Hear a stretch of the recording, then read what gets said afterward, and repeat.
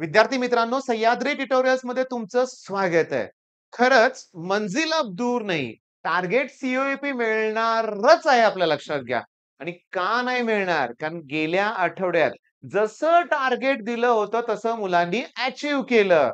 Sir आम्ही तर नाही अचीव्ह केलं. आम्ही आत्ता YouTubeवर तुम्हाला जॉइन झालोय. आत्तापासून आम्ही तुम्हाला फॉलो करणार म्हणजे करणार. आणि मग तुम्हाला सुद्धा तुमची मंजिल मिळणारच लक्षात घ्या. मग या आठवड्यात सुद्धा मोठं टार्गेट द्यायचं आहे तुम्हाला, खूप मोठं. फिजिकल केमिस्ट्री ऑल टॉपिक लक्षात घ्या. Solid state, solution, thermodynamics, ionic equilibria, chemical kinetics, electrochemistry, total 6 topic. आणि मी तुम्हाला सांगतो या टोटल 6 टॉपिक वरती संडेला टेस्ट होणार म्हणजे होणार. ओके, होणार म्हणजे होणार. चला, आणि संडे टेस्ट होणार फक्त 20 मार्काची बाळांनो, फक्त ओन्ली 20 मार्क्स. काय होतं मी तुम्हाला सांगतो. तुम्ही मला सर 6 टॉपिक आहेत, 50 मार्काची टेस्ट करा ना. नाही करणार. सीईटीला या टॉपिकचं वेटेज 3-3 मार्काचं फिक्स आहे. कदाचित एखादा टॉपिक 4 मार्काला येणार. मी तसंच करणार आहे. 2 टॉपिक 4 मार्काला केले की 4 2 जा 8. उरलेले 4 टॉपिक 3 मार्काला 4 3 जा 12 झाले की नाही 20 मार्क्स. आणि या 20 मार्क्सच्या क्वेश्चनला मी 20 मिनिट वेळ देणार आहे. चॅलेंजिंग आहे. सर असं करू नका. इनिशियल लेव्हलला सोप्या टेस्ट ठेवा. वेळ जास्त द्या. आमचा कॉन्फिडन्स नाही तर लूज होईल. नाही होणार. उलटं तुम्हाला कळेल की ह्या डिफिकल्टी येतायत. 20 मिनिटाचा वेळ देतोय. मुलं जी टॉपर आहेत ना, ती 20 मिनिटात पूर्ण केमिस्ट्री कंप्लीट करतात बाळांनो. हां, आपण पण करणार आहे. आपण सुद्धा त्या लेव्हलला पोहोचणार आहे. मग चला, या आठवड्याचं टार्गेट तुम्हाला कळालं. Physical chemistry. फिजिक्सचं काय? फिजिक्सचा पण एक टॉपिक मला कव्हर करायचा आहे. सुपर पोझिशन ऑफ वेव्ह लक्षात घ्या. एक्स्ट्रा ऑर्डिनरी टॉपिक आहे. पण माझा प्लॅन काय नीट पहिला लक्षात घ्या.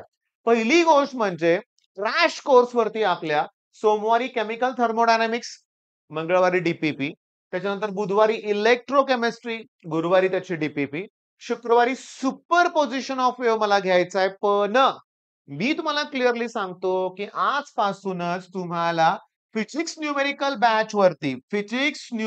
बॅच वरती मी सुपर पोझिशन ऑफ वेव्ह त्याचे पुस्तकातले सॉल्व्ड प्रॉब्लेम, एमसीक्यूज, त्याच्यानंतर एक्सरसाइज मधले सगळे क्वेश्चन मी सॉल्व्ह करून घेणार आहे. मग बाळांनो, आता आपलं टार्गेट काय ठरलं, की केमिकल थर्मोडायनामिक्स, ठीक आहे, इलेक्ट्रोकेमिस्ट्री आणि हे 2 टॉपिक म्हणजे 6 टॉपिक कंप्लीट होतील. पण कमबॅक बॅच मध्ये 2च टॉपिक झालेत. मग त्या मुलांना मी हे एक्स्ट्रा टॉपिक ऑलरेडी अगोदरच प्रोव्हाईड करणार आहे. लक्षात घ्या बरं का.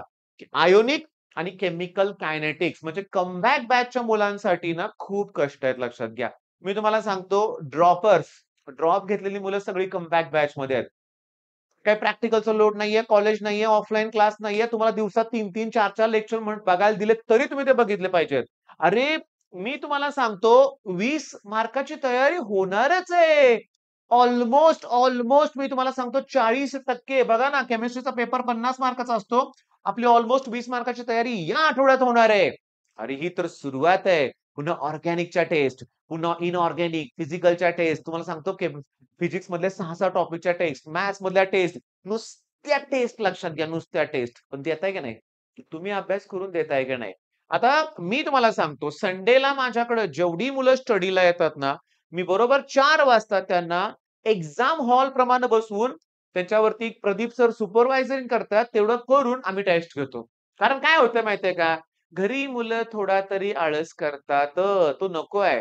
मग तुम्हाला पण माझी इच्छा आहे सांगणं एक गोष्ट, की मेंटॉर, आई असेल घरी, आजी-आजोबा असतील, कोणीही फ्री असेल, त्यांना सांगायचं मी टेस्ट देतोय, ओके, आणि नंतर सबमिट झाला की माझा स्कोर चेक करा.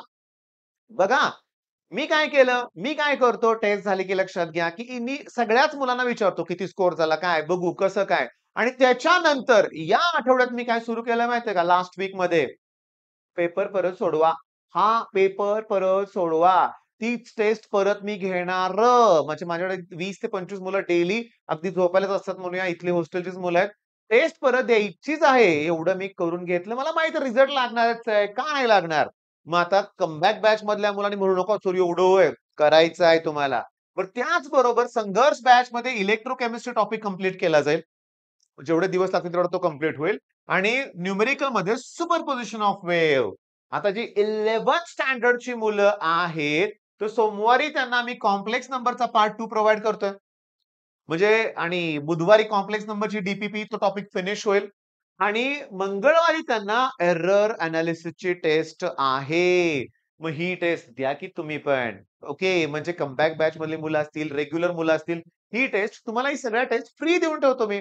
माझ्या मनात आलं तर टेस्ट त्याला लॉन्च पण करून टाकेन एखादं टेस्ट त्याला म्हणूया आपण. पण देतोय ना फ्री तुम्हाला. द्या ना टेस्ट. तुम्ही टेस्ट देणं माझ्यासाठी महत्वाचं आहे. बरं.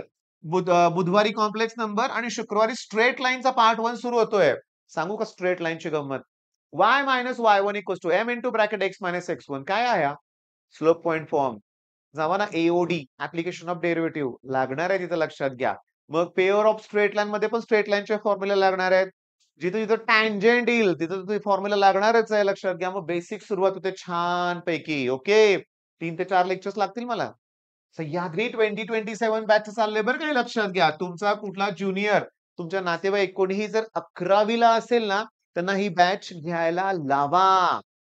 11th मध्येच त्यांचा अभ्यास होतोय. बरीच मुलं 12च्या निम्म्यामध्ये गेले की अभ्यासाला सुरुवात करतात लक्षात घ्या. तुमचा अभ्यास इथंच होतोय. मग आता काय अवघड आहे का? काहीही नाही. काहीही अवघड नाहीये. मंजिल अब दूर नाही म्हणजे दूर नाही. आता आपल्याला 100 पर्सेंटाइल मिळवण्यापासून कोणीही रोखू शकणार नाही. ओके. मग चला मी आता हा व्हिडिओ थांबवतोय. कंप्लीट करा सगळं. All the best.